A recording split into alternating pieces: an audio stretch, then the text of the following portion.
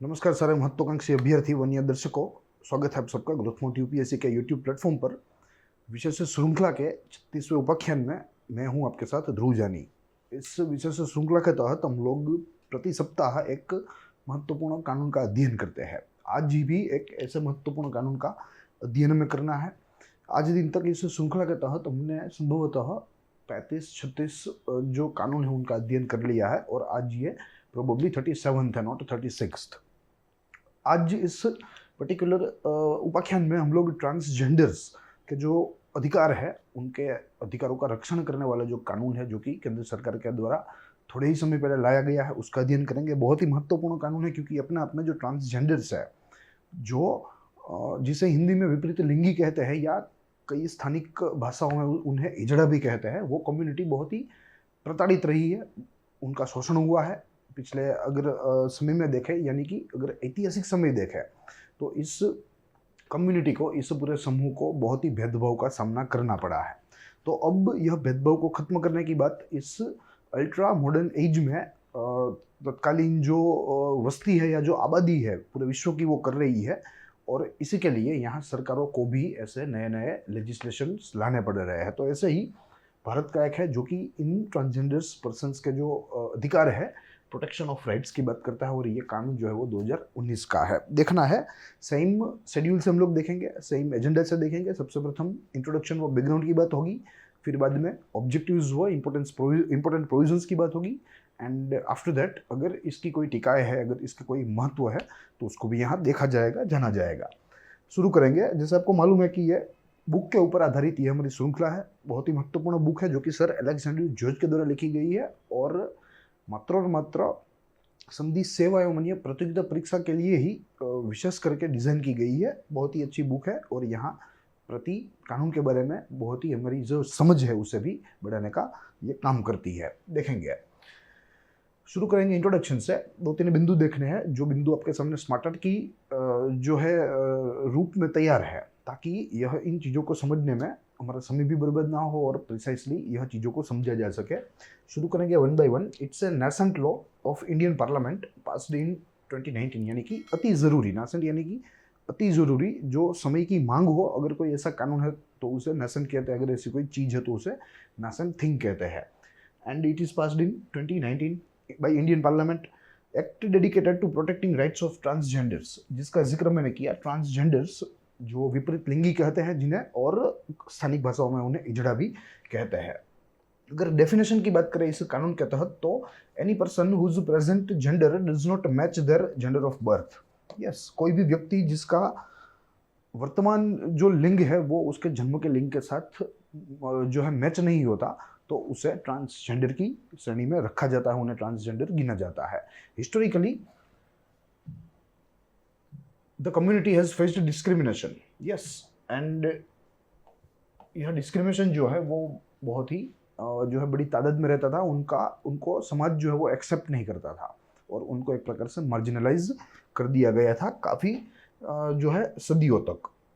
अब उसके बाद देखें तो हमें कुछ पृष्ठभूमि देखनी है इस कानून के बारे में, यानी कि बैकग्राउंड देखना है कि ये कानून का उद्भव दरअसल हुआ कैसे। तो इसके पीछे सुप्रीम कोर्ट का एक लैंडमार्क जजमेंट जिम्मेदार है जो कि तकरीबन 2015-16 में आया गया था और ये केस था national legal services authority versus union of India, यानी कि नालसा जजमेंट इसे कहते हैं, नालसा जजमेंट,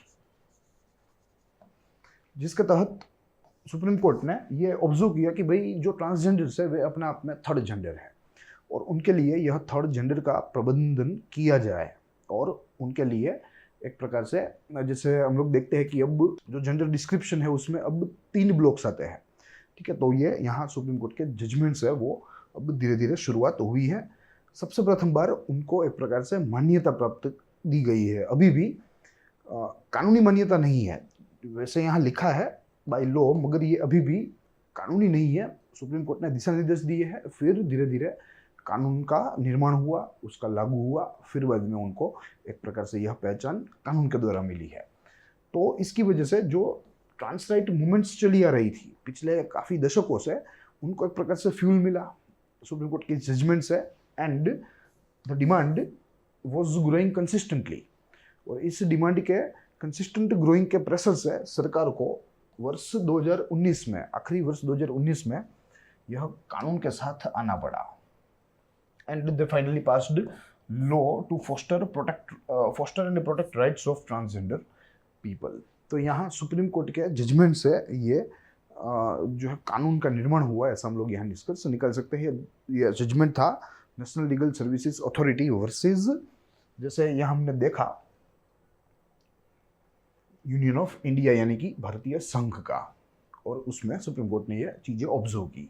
तो ये बात रही इंट्रोडक्शन एंड बैकग्राउंड की। अब ऑब्जेक्टिव्स एंड इंपॉर्टेंट प्रोविजंस देखने हैं। अगर ऑब्जेक्टिव्स की बात करें तो इसका मूलभूत ऑब्जेक्टिव यही है, to provide for the protection of rights of transgender people, their welfare and any other related rights and matters. Yes, यानी कि ट्रांसजेंडर्स लोगों के साथ जो कोई भी चीज़ें हैं उन सब चीज़ों से संबंधित यह कानून है, और उनके अधिकारों का रक्षण की बात करता है। ये बात तय है, उनके कल्याण की बात करता है पूरे समूह के। ये इसके कुछ मुख्य उद्देश्य है। अब कुछ महत्वपूर्ण प्रावधान है जिसके तहत सरकार जो है वो इन ट्रांसजेंडर समूह के हकों को बचाना चाहती है, संरक्षित करना चाहती है। देखेंगे वन बाय वन। तो फर्स्ट वन इज डेफिनेशन। यहाँ डेफिनेशन दी गई है, as a person whose gender does not match the gender of those at birth. Yes, जो हमने देख लिया। They include trans man, trans woman, a person with intersex variation, gender queer person, and person having such socio-cultural identities such as Kinner, Hijras. These all are regional identities, regional cultural identities. But overall, वे विपरीत लिंगी होते हैं, चाहे trans women हो, चाहे trans man हो, चाहे trans queer हो। तो ये सारे जो है समूह को अपने आप में ट्रांसजेंडर कहा जाता है या विपरीत लिंगी कहा जाता है। Section 2 of the Act are of inclusive education, which means a system of education where transgender student learn together with other student without the fear of discrimination or harassment, and the system of teaching and learning that is suitable, adapted to meet the learning needs of such student. Yes, we need to approach this, we need to actually adopt this approach. ठीक है, तब जाके हमारे समाज में से जो भेदभाव है वो बंद होगा। क्योंकि अगर शुरुआत से ही अगर बच्चे ही भेदभाव नहीं करेंगे तो वे धीरे धीरे हमारे समाज में घुल मिल जाएंगे, और कुछ इस तरह इंक्लूसिव एजुकेशन यानी कि समावेशी शिक्षण की जो है मदद से उनको या फिर से समाज में लाने की, उनके प्रति भेदभाव कम करने की यहाँ पहल करने का यह जो बात है, करने की बात, वो सेक्शन 2 ऑफ दिस एक्ट में कही गई है। फिर उसके बाद देखें तो prohibition against any discrimination. Yes, discrimination of any type वो प्रोहिबिशन ही गिना जाएगा। इन समूहों के प्रति अगर किसी भी व्यक्ति ने किसी भी प्रकार का भेदभाव किया, चाहे वो शिक्षण संबंधी हो, चाहे वो किसी भी जो है जगह में प्रवेश संबंधी हो, या धार्मिक स्थल है, या कोई कल्चरल जो है कोई मोन्यूमेंट्स है वहाँ प्रवेश संबंधी हो, नौकरियों में डिस्क्रिमिनेशन हो, ठीक है, तो ऐसी किसी भी प्रकार की जो भेदभाव की नीति है जो अगर वो इम्प्लीमेंट की गई ट्रांसजेंडर्स के विरुद्ध, then it will be a crime. This law prohibits any person from discriminating against any transgender person, and this discrimination means denial of service or unfair treatment in educational establishment, service, unfair treatment in relation to employment and discrimination। जो सारी बातें मैं आपको बताई वो सारी चीज़ें हैं, सारे प्रकार के जो भेदभाव है वो अपने आप में प्रतिबंधित किए गए हैं इस कानून के द्वारा। जो भेदभाव काफ़ी दशकों से, काफ़ी सदियों से यह समूह सहन करता आया है, ठीक है, उनको यह प्रतिबंधित करने वाला कानून है, अपने आप में प्रोग्रेसिव कानून है। फिर उसके बाद देखें recognition of identity of transgender women. As per this act the transgender person has the right to a gender identity. Yes, जो उसको जेंडर आइडेंटिटी अपनी उसको जो सही लगती है वो रख सकता है, उसके ऊपर कोई जेंडर आइडेंटिटी थोप नहीं सकता। तो ये उनके एक अधिकारों का रक्षण की बात की गई है। After this, a trans person can choose to make an application to the district magistrate for issuing an identity certificate as a transgender person. Yes, इस कानून के तहत जो डीएम होते हैं, डिस्ट्रिक्ट मजिस्ट्रेट होते हैं, उनको ये पावर्स दिए गए हैं। जो कोई इच्छुक अपनी आइडेंटिटी ट्रांसजेंडर रखने वाला जो कोई इच्छुक व्यक्ति है वे डिस्ट्रिक्ट मजिस्ट्रेट को रिक्वेस्ट कर सकते हैं in a form of a letter, और उनको डिस्ट्रिक्ट मजिस्ट्रेट की कचहरी से जवाब मिलेगा, उनको आइडेंटिटी दे दी जाएगी विथ ए सर्टिफिकेट। तो ये यहाँ इस कानून ने आइडेंटिटी की व्यवस्था भी कर दी।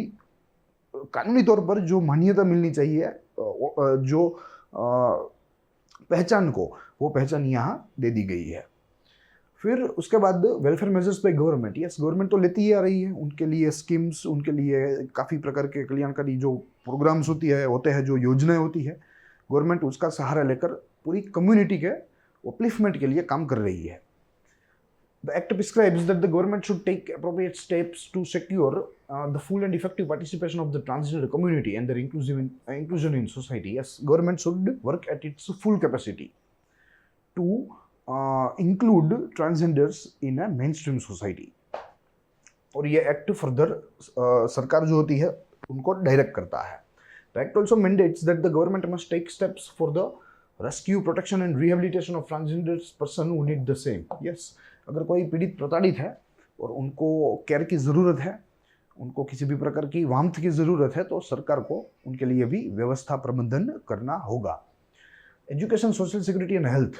Every education institution that is funded or recognized by a state or a central government must have inclusive opportunity in education, sports, recreational activity for transgender student. Yes, यानी कि जो सरकारी शालाएं है वहाँ ट्रांसजेंडर पर्सन जो है वर्ग में या कक्षा में नॉर्मल स्टूडेंट की तरह बैठ सकते हैं, पढ़ाई कर सकते हैं, कोई उनके ऊपर पाबंदी नहीं है। तो ये अपने आप में इंक्लूसिव एजुकेशन की बात हुई, मगर it should be promoted to private schools as well, private और ए सेमी फंडेड या semi granted school as well. उसके बाद देखें further, the government must also formulate welfare schemes and programmes to facilitate and support the livelihood और trans person and provide them vocational training. Yes, तो education तो ठीक है, मगर सरकार को उनके वोकेशनल ट्रेनिंग यानी कि जो व्यावसायिक तालीम है उसके लिए भी प्रबंधन करना चाहिए, ताकि जो स्वरोजगारी का सर्जन वे अच्छी तरीके से कर सके, किसी और के ऊपर निर्भर ना हो सके। तो ये सारी चीज़ें जो है वो इस एक्ट में निहित है और सरकार को एक प्रकार से दिशा निर्देश प्रदान करती है, एक प्रकार से सरकार के लिए पथ दर्शक का काम करती है कि कैसे ऐसे समूहों का उत्थान किया जाए। फिर उसके बाद देखें तो national council for transgender person. Yes, there should be creation of national council for transgender person which should be look in each and every issue relating to this particular community। और इसका जो है उसकी संरचना कैसी होनी चाहिए, तो सबसे प्रथम the council shell consist of the union minister in charge of social justice. सामाजिक न्याय के जो मंत्री है वे इसके अध्यक्ष होंगे as ex officio chairperson. The minister of state in charge of ministry of social justice यानी कि MOS, main minister, union minister of social justice and empowerment. फिर उसके minister of state MOS as a member, secretary to this particular ministry as a member, representative each from the ministry of health and welfare, home affairs, housing and urban affairs, minority affairs, human resource development, rural development, labour and employment and departments of legal affairs, pensions, pension welfare and NITI Aayog member. One representative from national human rights commission, national commission for women's का भी एक member होना चाहिए, member from state governments, 5 representatives from trans community along with 5 experts working for the welfare of trans persons. So this is the composition of the national council which is dedicated to transgenders। ठीक है, तो ये हमें याद रखना होगा। और ये संरचना, ये पूरा जो ढांचा है इस काउंसिल का वो महत्वपूर्ण है, प्रिलिमिनरी पॉइंट ऑफ व्यू से भी है, मेन्स पॉइंट ऑफ व्यू से भी महत्वपूर्ण है। फिर आगे देखें तो penalties. If a person is found to discriminate against a transgender person और denies them equal opportunities, then the same person shall be liable to be punished with an imprisonment term of not less than 6 months which may be extended up to 2 years with a fine। ठीक है, तो in case of any discrimination, if found guilty, then they are going to get imprisonment for minimum up to 6 years and 6 months, I'm sorry, and can be extended up to 2 years as well with a fine। ठीक है, तो ये सारी चीज़ें कुछ महत्वपूर्ण प्रावधानों की थी। अब क्रिटिसिज्म देखना है, इंपॉर्टेंस देखना है, दोनों के एक एक दो बिंदुओं में देखने हैं। शुरू करेंगे क्रिटिसिज्म से। As the Act provides a certification from district magistrate and can ask for the same, some elements of community feels like injustice। Yes, यहाँ ट्रांसजेंडर की जो आइडेंटिटी है वो प्राप्त करने के लिए डिस्ट्रिक्ट मजिस्ट्रेट के पास जाना पड़ेगा, उनको अनुरोध करना पड़ेगा और उनके द्वारा ये आइडेंटिटी दी जाएगी। साथ ही में किसी भी समय डिस्ट्रिक्ट मजिस्ट्रेट के द्वारा किसी भी ट्रांसजेंडर पुरुष या जो है व्यक्ति, उनकी आइडेंटिटी पूछी भी जा सकती है, जांच भी हो सकती है। तो ये कुछ एलिमेंट्स को, इस समूह के कुछ व्यक्तियों को ये बात जो है वो थोड़ी अन्याय लगती है कि भाई हमें आइडेंटिटी लेने की कोई ज़रूरत नहीं है, हमने भगवान ने जैसा बनाया है हम ऐसे है, ऐसे फीलिंग यहाँ कुछ तत्वों को आ रही है इस पर्टिकुलर कम्युनिटी के। Many identities left behind, yes, सिर्फ कुछ ही आइडेंटिटी को यहाँ जो है इस एक्ट ने रिकॉग्निशन दिया है, जैसे trans man, trans women, trans queen. अन्यथा काफ़ी सारी अभी आइडेंटिटीज है जो वैसे तो सेक्सुअली अगर देखें तो वे माल फंक्शनड है, मगर यहाँ उनको गिना नहीं गया है। ठीक है, तो उनकी भी अपनी दिक्कत है, उनके भी अपने प्रश्न है और ये इसकी एक टीका है। ऑन द अदर साइड अगर इंपोर्टेंस की बात करें तो we need to see 3 points. First of all historic in some sense, yes, because जैसे हमने बताया कि पिछले काफ़ी दशकों से, काफ़ी सदियों से ये पूरा जो समूह है वो जो अत्याचार का, भेदभाव का, यातना, प्रताड़ना का, पीड़ा का सामना करता आया है। तो ये अपना आप में एक प्रकार से ऐतिहासिक कानून जरूर है। One of the few very legislation of type across the globe, yes, पूरे ग्लोब में बहुत ही चंद देश ऐसे हैं जिन्होंने थर्ड जेंडर को यानी कि ट्रांसजेंडर को, विपरीत लिंगी को एक जातीय मान्यता प्रदान की हो। ठीक है, भारत उनमें से एक है, तो भारत का ये कानून भी विश्व के चंद कानूनों में से एक है, ये इसकी एक महत्वता है। उसके बाद law providing identity to transgenders by law, yes, जो आइडेंटिटी मिलती है ट्रांसजेंडर्स को वो कानून के द्वारा मिल रही है, तो एक प्रकार से उनको लीगल प्रोटेक्शन भी मिलेगा, एक प्रकार से उनको जो एक प्रकार से आप कह सकते हैं कि एक संरक्षण होता है, कानूनी संरक्षण, वो भी उनको प्राप्त होगा, जैसे कोई व्यक्ति उनके साथ डिस्क्रिमिनेशन किसी भी प्रकार का नहीं कर सकता, जैसे हमने देखा। तो इन जो है ऐसा मुद्दों की वजह से, इन चीज़ों की वजह से अब उनकी जो कम्युनिटी है वो धीरे धीरे प्रॉस्पर होगी, मेन स्ट्रीम में आएगी, they will be included in A main stream. तो यही इस पूरे कानून का उद्देश्य था। I hope you enjoy the lecture. हम लोग मिलेंगे कानून के अगले एपिसोड में, अगले नए कानून के साथ, उसके सही अच्छे अध्ययन के साथ, अच्छे संशोधन के साथ। तब तक के लिए दीजिए इजाज़त। ग्रोथ मोड यूपीएससी की चैनल को शेयर करना ना भूलें, लाइक कीजिए हमारे वीडियोस को, सब्सक्राइब कीजिए और ज़्यादा से ज़्यादा शेयर कीजिए। तो मिलेंगे अगले हफ्ते अगले कानून के साथ। Till then stay safe, keep learning. जय हिंद।